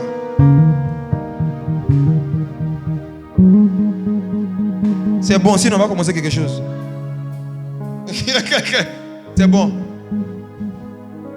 Les fils d'Azaph, ceux qui prophétisent, qui adorent, qui chantent, oui, mais comment? Ils ne cherchent pas l'inspiration sur YouTube. Ils ne cherchent pas l'inspiration dans la musique mondaine. Ils ne vont pas écouter les mondains pour chercher leur inspiration. Ils cherchent l'inspiration dans le jeûne et dans la prière. Ils prient, ils adorent jusqu'à ce que Dieu leur inspire quelque chose de nouveau. Ils ne se disent pas, je vais aller regarder telle star pour voir ce qu'il fait, je vais copier. Non. Dieu n'est pas à court d'inspiration. C'est des personnes spécialisées dans le domaine de l'adoration, mais qui le font en prophétisant. Ensuite, les fils de Jeduthun. Est-ce que tu peux lire 1 Chronique 25, verset 3? 1 Chronique 25, verset 3. De Jeduthun, Les fils de Jeduthun, Guédalia, Séri, Esaïe, Achabia, Matitia et Shimei. 6 sous la direction de leur père Jeduthun. Vous allez voir que chaque fois on dit ils faisaient ça sous la direction de leur Père. Sous la direction de leur Père. Les chantes qui n'ont pas de père ne sont pas des chantes, ce sont des artistes. Vous allez voir que la particularité de ces gens, c'est que chaque fois on parle de leur père, de leur père, de leur père. Il y a des chants qui ne sont sous la direction d'aucun père. Beaucoup ne vont même plus à l'église au fur et à mesure qu'ils deviennent populaires. Est-ce que vous savez ça? Ils ne vont plus à l'église. Ils n'ont plus d'église. Ou bien pour faire beau, il dit je suis de Kodesh. Maintenant, tu demandes aux gens de Kodesh, vous le voyez là-bas? On dit non, mais il dit c'est son église. Il est avec un esprit. L'une des choses qui me plaît chez Daniel Banham, si tu l'invites dans un pays, il va dire d'abord envoie une lettre à mon pasteur. La première fois que je l'ai invité, on causait bien. Pour moi, c'est mon gars. Il dit c'est comment? Tu viens pour la retraite? Il dit oui, je viens. Mais écrivez une lettre adressée au pasteur Parfait Mavungu. Il dit moi aussi. Il dit toi non plus. Tout le monde. Il dit oui. J'ai écrit la lettre. On a fait imprimer, j'ai envoyé. Vous demandez la permission. Il dit le petit, il est intelligent. Sous la direction de leur père. Pourquoi c'est comme ça? Rappelez-moi les gars, je dois vous expliquer. Je dois vous expliquer. Il y a des niveaux d'exercice dans le prophétique auxquels n'ont pas droit ceux qui n'ont pas fait des choses sous la direction de leur père. Allons-y. On nous dit qu'ils étaient sous la direction de leur père. Ils prophétisaient avec la harpe pour louer et célébrer l'Éternel. Ça, ce sont les musiciens, les chantes qui sont spécialisés dans le domaine de la louange. C'est une catégorie de chantes. Vous allez voir que cette catégorie de chantes, la plupart de leurs cantiques sont des cantiques de louange. Il y a une qui s'appelle Deborah Lukalou. J'ai eu une vision sur cette femme. Je ne la connais pas personnellement, j'écoute ses chants comme tout le monde, mais j'ai eu une vision la concernant. Et par la grâce de Dieu, comme bientôt je vais aller au Congo, je vais chercher à la voir pour lui partager ce que j'ai reçu. Il y a des personnes qui sont des fils de Jeduthun. C'est des personnes qui ils peuvent essayer de faire ils ne seront pas à l'aise. Eux, les cantiques doux, les cantiques lents, les cantiques roua, c'est pas trop. Ils peuvent chanter, mais ce n'est pas dans ça qu'ils vont s'éclater. Eux, leur spécialité, c'est la célébration et la louange. Et il faut qu'il y ait cette diversité d'opérations de plus en plus dans le corps de Christ. Et que l'un n'attaque pas l'autre. Que celui qui est un fils d'Azaph, comme Daniel Banham, ne dise pas à une Deborah Lukalou pourquoi toutes tes chants sont dansants. Et qu'elle aussi ne dise pas à Banham pourquoi toutes tes chants sont doux. Il y a diversité d'opérations. C'est le même esprit. Alléluia. La veillée passée, c'est un fils d'Azaph qui a conduit au palais de la culture. C'est le fils de Jeduthun. Palais de la culture. J'ai Lambano. Terek John, fils de Jeduthun. New Praise Family. Ils seront avec nous aussi. Les fils de Jeduthun. C'est des personnes qui prophétisent par la louange. Et vous savez, je me rappelle d'une expérience qu'on a vécue lors de la première retraite. On a eu un temps de louange improvisé. On louait le Seigneur. Et il y a un homme qui avait une boule sur sa main. Une boule visible comme ça, une grosseur. Et il dansait et il faisait des pas comme ça. Quand il a fini de la regarder, la boule a disparu. Et il avait rendu le témoignage en 2021. Des gens ont déjà été guéris dans des louanges. Quand la louange est faite en prophétisant, on dit ils prophétisaient, on ne dit pas qu'ils s'amusaient ou ils ambiançaient. Ce qui fait que les louanges d'aujourd'hui, les anges et le Saint-Esprit ont du mal à utiliser cela pour visiter les gens. C'est qu'il y a un esprit d'ambiance. Je n'aime pas la chanson qui dit ambiance facile à la gloire de notre Seigneur. Arrêtez ces bêtises.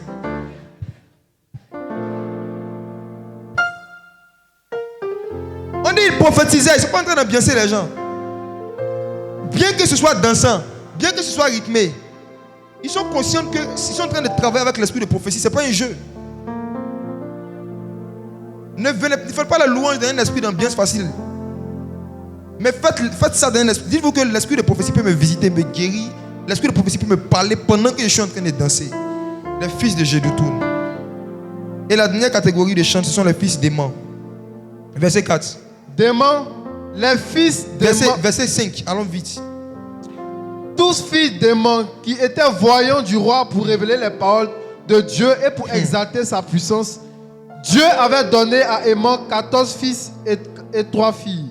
Regardez, on dit les fils démons, leur particularité, c'est qu'ils étaient des voyants. Ça, c'est une troisième catégorie de chantes. Eux, ils ne chantent pas avec leur bouche, ils chantent avec leurs yeux. Eux, ils ne chantent pas ce qu'ils entendent, ils chantent ce qu'ils voient. On nous parle d'une catégorie de chantes dont l'inspiration vient des visions. Ils dorment, ils voient quelque chose et un chant sort. Une situation se passe, ils regardent la situation et à travers la situation, un chant sort. Dieu ouvre leurs yeux sur des faits ordinaires et ils voient un cantique extraordinaire à travers chaque fait ordinaire qui se passe. Des voyants. C'est des personnes qui excellent dans le domaine des visions au point où, si vous leur dites de diriger un temps de prière ou d'adoration, ils auront du mal à ne faire que chanter. Ils vont chanter un peu, un moment ils vont s'arrêter, ils vont dire je vois, je vois, je vois. Je me rappelle, la première fois j'avais demandé à quelqu'un, pourquoi quand on te demande de diriger un temps d'adoration, un chant, tu ne fais que chanter et déposer le micro. Il dit, qu'un jour il allait dans une église, il était en train de chanter et puis à un moment il a eu une vision.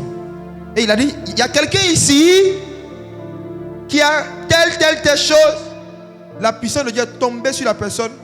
Le pasteur vient lui dire à l'oreille, reste dans ton couloir. On dit que tu es chante. Il faut chanter. Tu vas partir. Il dit en plein service. Le pasteur qui l'avait invité lui a dit, reste dans ton couloir. On a dit c'est un temps d'adoration. La prédication et le reste, c'est plus le service prophétique. Je vais le faire tout à l'heure. Reste dans ton couloir. Je lui ai dit que c'est Satan qui a pénétré le port de cet homme et puis qui t'a parlé à l'oreille. Et je lui ai montré ce verset. J'ai dit, regarde, il y a des chants qui sont des voyants. Et leur but, ce n'est même pas d'abord de conduire les gens dans l'adoration, c'est de conduire les gens dans des visions. C'est des personnes, à travers leur musique, des personnes reçoivent des visions. J'ai dit, Dieu les a établis pour faciliter les visions. Dieu les a établis pour que si les gens doivent avoir des expériences dans le domaine des visions, ce soit facile. C'est leur rôle. Et ce genre de personnes-là, s'ils sont musiciens, quand ils jouent, les visions sont faciles. S'ils chantent, les gens ont des visions. Et eux-mêmes, ils peuvent voir des visions pour des personnes. Pourquoi les empêcher d'exercer? Pourquoi les empêcher d'exercer? Pourquoi? Il y a un complot contre les chantes. Non, le complot est profond. Et ça que même des pasteurs ne sont pas d'accord avec moi pour des choses qu'ils vont commencer à faire à partir de 2024 avec les chants. Et dit, moi, il devient supporter numéro 1 de tous les groupes musicaux et de tous les chants de Côte d'Ivoire qui sont sérieux, qui n'ont pas un esprit d'ambiance, mais qui ont vraiment un esprit d'adoration. Je suis leur supporter numéro 1. Il y a un groupe qui devait faire un concert quelque part. Et puis le Saint-Esprit m'a dit, ils sont à la veille de leur événement. Ils ont un gros besoin financier, tout n'est pas bouclé. Mais les gens vont danser, ils vont finir. Le Seigneur m'a dit, la plupart des gens qui vont venir ne vont pas leur donner une offrande. Ils vont juste leur dire, soyez bénis. C'était édifiant. Nous avons été bénis. Et ils vont repartir chez eux. Il ne faut même pas leur donner 1000 francs ou 500 francs pour dire, tenez, achetez de l'eau. Non. Donc le Seigneur m'a dit, regarde ce que tu vas faire. Il m'a dit, va voir tel responsable. Et puis tu lui dis. Il dit, tu ne lui demandes pas, tu lui dis. Actuellement, c'est chaud sur vous. Vous faites semblant de rire. Mais demain, il y a un gros montant comme ça, vous ne savez pas où le mettre. Vous allez enlever l'argent pour le mettre. Le Seigneur m'a dit, s'il est un qui reconnaît, tu lui donnes la totalité, 100%. Je suis allé le voir. J'ai posé la question, ils m'ont dit, oui, c'est vrai. Il dit, donnez-moi le montant. Il dit, c'est beaucoup, hein. Je lui ai dit que cette mentalité que vous avez qui fait que Dieu ne vous donne rien. Qu'est-ce qui est beaucoup pour Dieu quand il s'agit de son œuvre? Lequel parmi vous va envoyer son enfant aller acheter une voiture? Et c'est l'enfant qui doit réfléchir où il va trouver l'argent. Qui va dire à son enfant de 20 ans, va m'acheter une Mercedes? Et l'enfant arrive, on dit ça fait 30 millions. Et c'est à l'enfant de réfléchir, où je peux trouver 30 millions pour envoyer la voiture de papa? Et puis il est là, il réfléchit. Il a peur. Qu'est-ce que l'enfant doit faire? Il appelle papa. C'est toi qui m'as envoyé. Voici ce que ça coûte, je n'ai pas. Si le papa veut vraiment rouler sa Mercedes, il va envoyer de l'argent.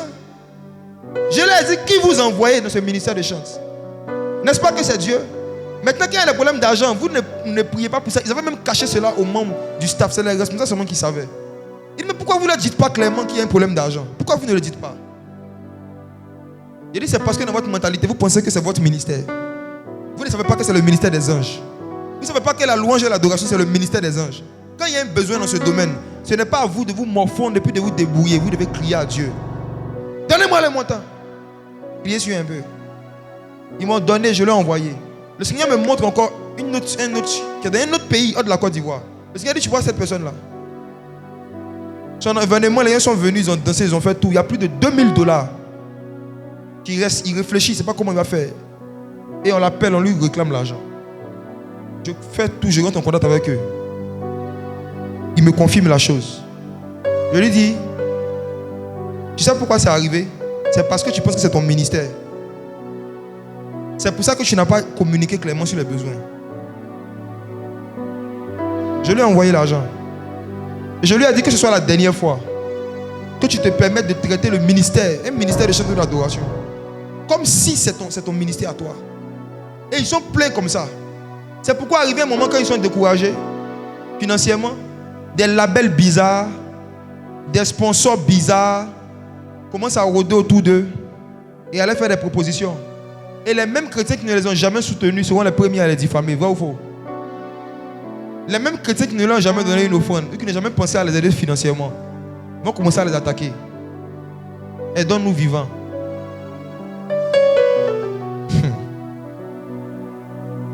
Mes frères, dans Actes chapitre 15, verset 14 à 17, le Seigneur avait annoncé la restauration de la tente de David. Le Seigneur avait annoncé que dans les derniers jours, il allait restaurer ce qui se passait dans la tente de David. Et dans 1 Chronique chapitre 25, nous avons vu, et vous pouvez le lire après, le temps est arrivé, je dois m'arrêter là. Vous pouvez regarder après, vous allez voir qu'est-ce qui se passait dans la tente de David. Il y avait des sacrificateurs et des prophètes qui avaient la fonction de conduire la musique, les chants, l'adoration et de veiller à ce qu'il y a toujours une atmosphère prophétique dans la maison de Dieu. Et le Seigneur est en train de restaurer la tente de David dans les derniers jours. Le Seigneur est en train de restaurer cette fonction dans l'église. Il est en train de restaurer cette fonction de plus en plus dans le corps de Christ. Et c'est une bénédiction de pouvoir y contribuer, de pouvoir y participer. Et ce que le Seigneur veut, c'est que chacun de ses enfants, chaque sacrificateur, chacun d'entre nous, on puisse prier pour lui demander dans cette saison de notre vie dans laquelle on est, quelle est la musique ou quelles sont les musiques qu'il veut qu'on chante le plus ou qu'on écoute le plus. Chaque saison de la vie d'un enfant de Dieu est rattachée à des chants. Chaque saison de la vie d'un enfant de Dieu est rattachée à des types de musique inspirés de Dieu. C'est pourquoi vous qui êtes en Christ depuis quelques années, vous allez remarquer que dans chaque période de votre vie, il y a certains cantiques que vous aimez chanter particulièrement. Vous pouvez les chanter du matin au soir sans vous lasser. Vos proches vont vous dire, ah maman, c'est pas pour chanter des chants. Moi, je me rappelle, je vais vivre avec quelqu'un. Matin, dès qu'elle se réveille, je suis dans la joie. Une joie immense. Tu vas à l'école, tu reviens à midi. Je suis dans... Le soir, on est dans la chambre, on a couché. Je suis dans la joie. Je me rappelle que quelqu'un lui avait dit, mais tu ne connais pas un autre chant chrétien, pas ça. À qui c'est déjà arrivé? D'avoir un cantique qui ne te lâche pas. Parfois, tu mets sur ton téléphone, tu écoutes, tu réécoutes, tu écoutes, tu réécoutes. Ça montre que tu es devenu spirituel. Tu écoutes la même musique, mais tu ne reçois pas la même visitation. Tu écoutes le même chant, mais ce n'est pas la même expérience. Dieu te communique sans que tu le saches à chaque fois des choses différentes. C'est comme si tu manges un poulet braisé aujourd'hui. Tu manges un poulet braisé demain. C'est le même poulet, mais ce n'est pas la même vitamine. Chaque chant sur lequel Dieu te met à cœur d'insister, il y a des vitamines, il y a des forces qui te communiquent à travers cela. Ne t'en lasse jamais. Tant que ton esprit n'est pas lassé, écoute. Et dans cette saison où on est, il faut qu'on soit sensible à cela. Ne vous sentez pas obligé, comme je l'ai déjà dit, d'avoir des playlists de 1000 chansons. Non. Soyez sensible à ce qui touche votre esprit, à ce qui vous fait prier, ce qui vous dispose. Aïe, aïe, aïe, aïe, aïe, aïe, aïe. Aïe, aïe, aïe, aïe, aïe, aïe. Quand j'ai découvert cet instrumental, j'ai failli devenir malade pendant 2 jours. Je me surprenais même la nuit, je dors, je me réveille. Aïe, aïe, aïe, aïe, aïe, aïe, aïe. Et depuis lors, je vous assure, vous allez le constater. Le Seigneur m'a fait rentrer dans une autre pièce.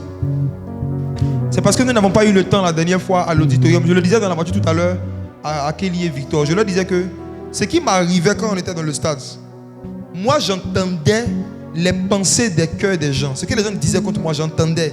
Et je pouvais aller désigner des personnes de manière spécifique. J'ai donné un seul exemple avec le petit là. Est-ce qu'il est là? Il est là? Il n'est pas là aujourd'hui. Ce qui s'est passé là, je pouvais faire ça toute la nuit jusqu'au matin. Pourquoi? Parce que cet instrumental là m'a fait rentrer dans une pièce où quand cette onction est sur moi, je n'entends pas que la voix de Dieu. J'entends la voix de tous les esprits qui parlent dans un lieu.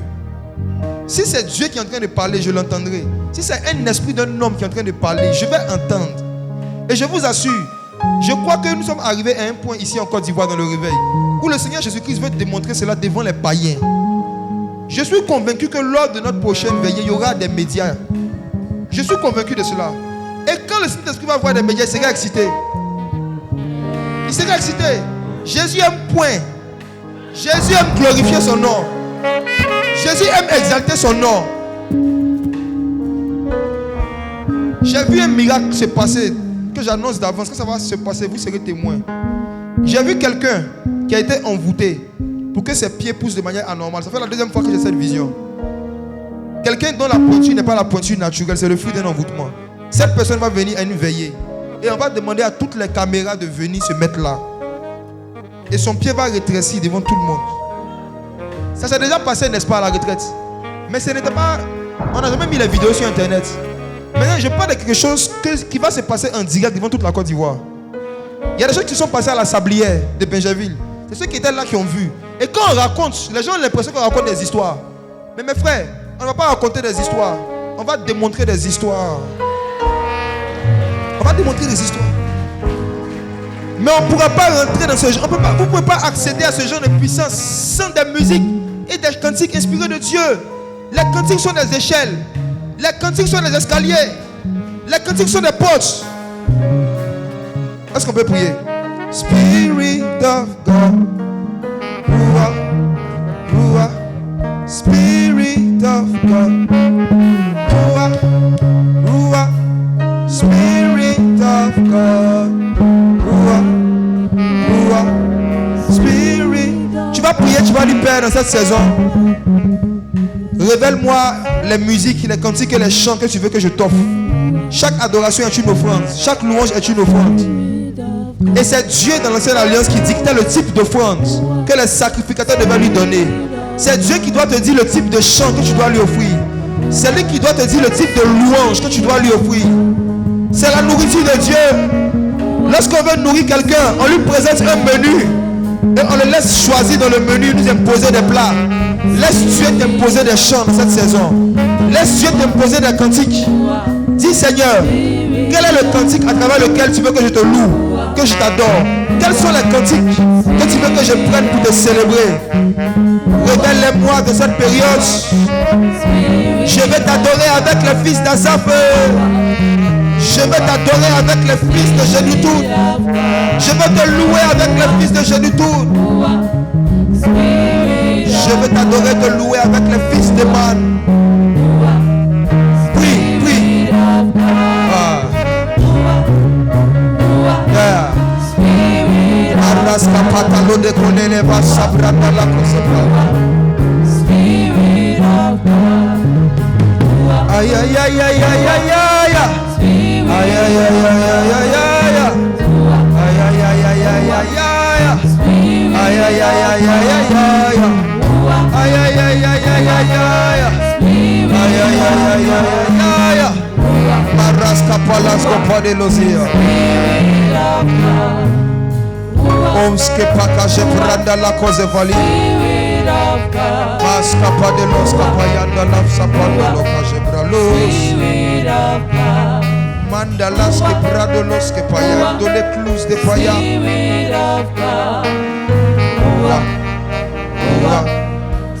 Que le rasca panda las que payendo.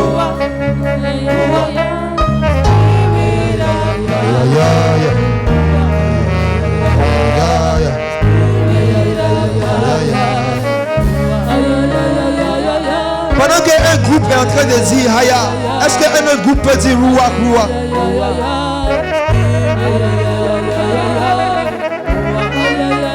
Maras Kapalia. Skatalas Kapalia.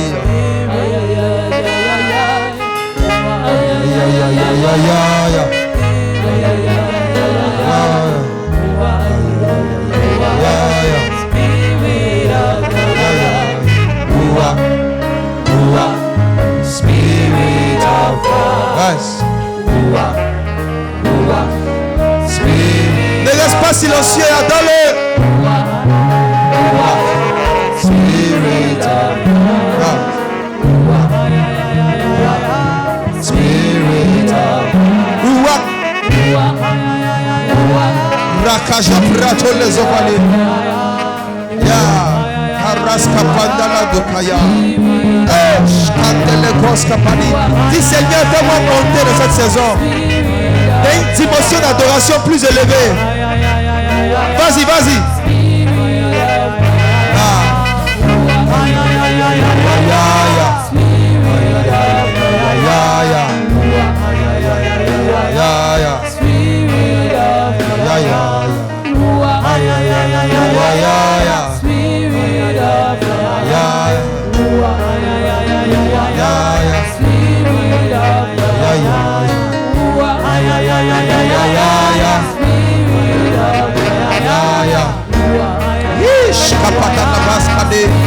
Pendant que je suis en train de le faire, il y a certains parmi vous, Dieu vous inspire d'un soupir. Dorénavant, il y a un son qui va sortir de ton esprit. Quand tu seras sur le point de traverser une dimension dans la présence de Dieu, ton esprit va émettre des mélodies. Ça sera comme des alarmes. Ton esprit va émettre des... Ça y est.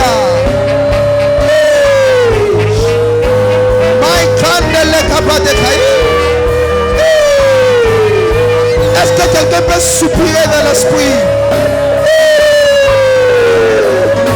Aïe! Aïe! Aïe! Hey!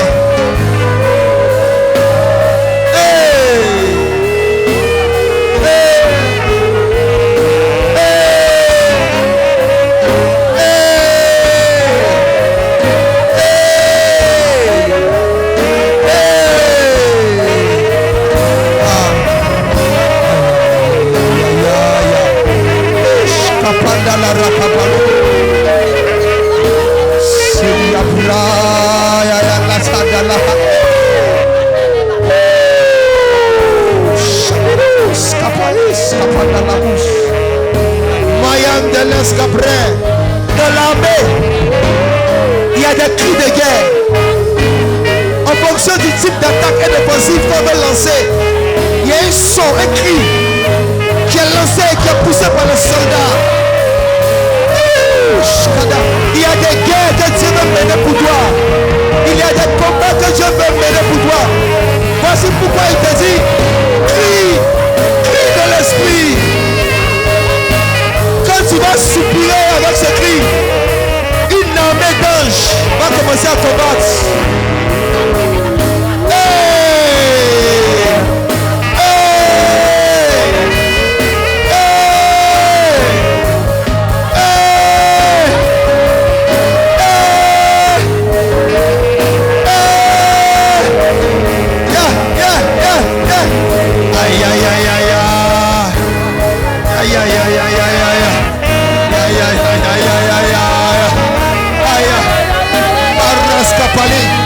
Le jour de l'enlèvement de l'église, c'est avec un cri de commandement.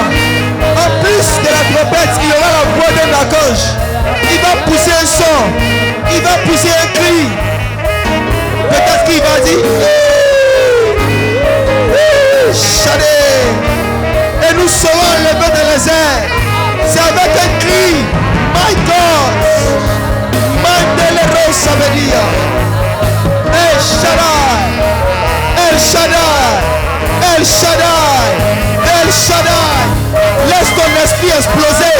Laisse ton esprit exploser. Ne retiens rien. Adore-le. Cry in the spirit. Cry in the spirit. Rakandala radaka se prabdala zobon. Aïe aïe aïe aïe aïe aïe aïe.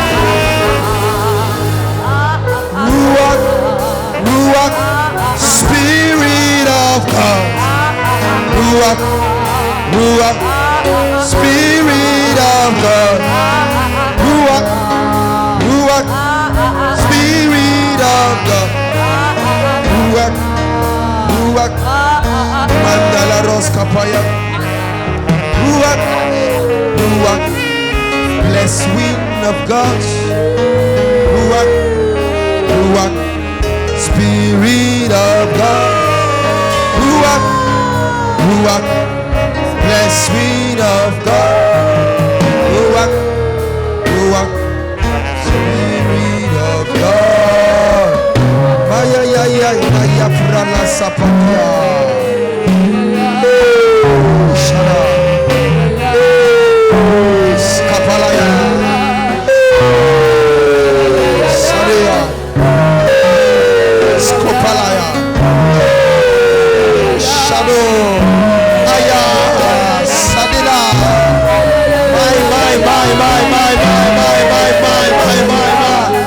Ya brava skapanda la skopalaya. Shadelo. Shadelo. Shadelo. Rekende da dia velos kapalaya. Shadelo. Shadelo. Rakapanda la roko bezemala. Mai kapanda la rola kapela skapalaya. Ay ay ay ay ay. Askapra skapalaya.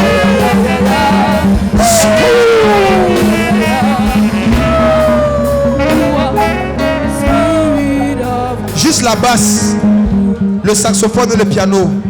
Jouez la même chose dans la gamme supérieure. Montez d'un seul ton.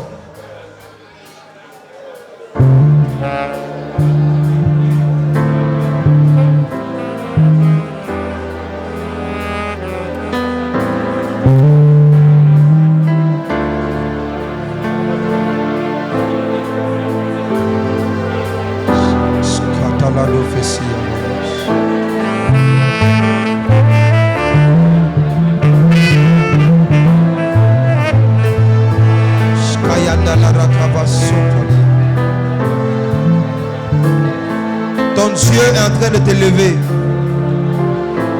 Il est en train de faire de toi une femme haut placée, un homme haut placé. Il est en train de t'élever au-dessus des choses qui étaient au-dessus de toi. Il est en train de te mettre au-dessus de certains problèmes qui étaient au-dessus de toi. Il est en train de te mettre au-dessus de certaines sommes d'argent, certains problèmes financiers qui te dépassent. Il est en train de te mettre au-dessus de certains blocages qui te dépassent.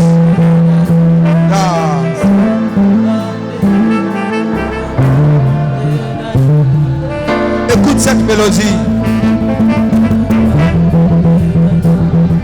et dis Seigneur, élève-moi, élève-moi.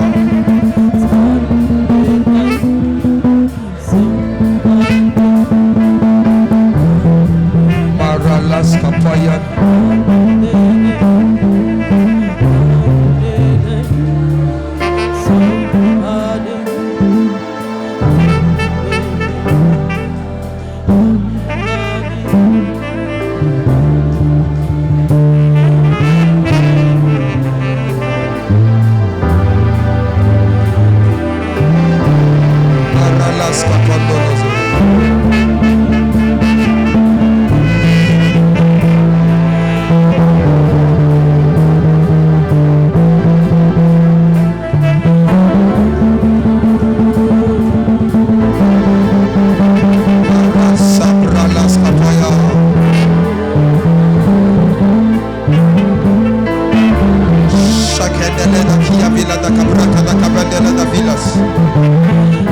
Si je n'ai pas fatigué de l'adorer, il ne sera jamais fatigué de t'élever.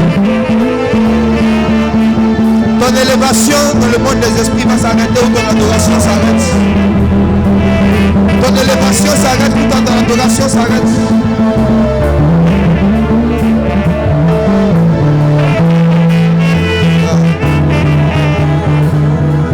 Spirit of God.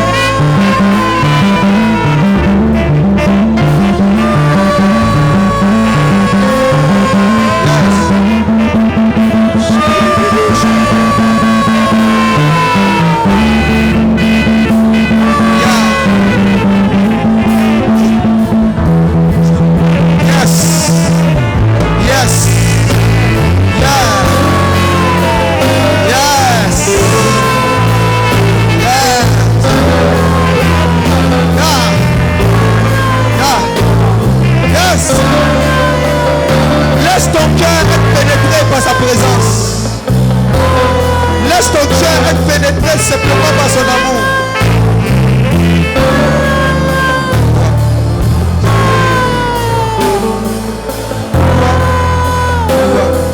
Spirit of God. Spirit of God. Spirit of God. Spirit of God. Spirit of God.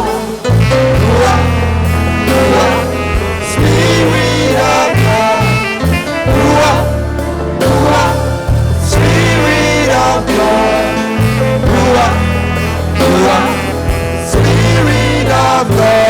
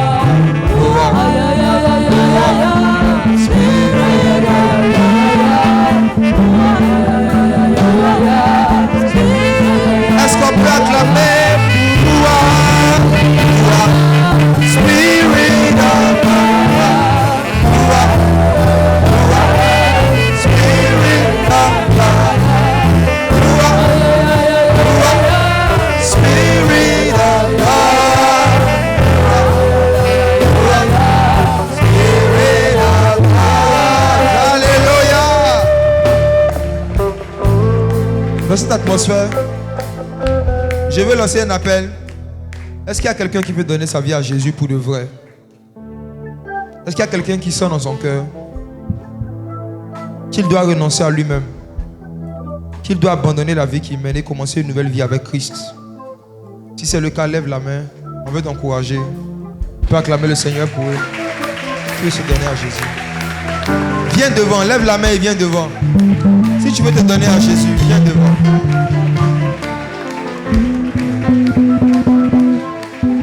Il t'appelle, il t'appelle, il t'appelle. Celui qui t'appelle s'appelle Roua. Spirit of God. Spirit of God. Aya. Aya. Aya. Oh, oh, oh, oh, oh, oh, oh, oh. Je désire connaître Jésus. Je désire connaître Jésus.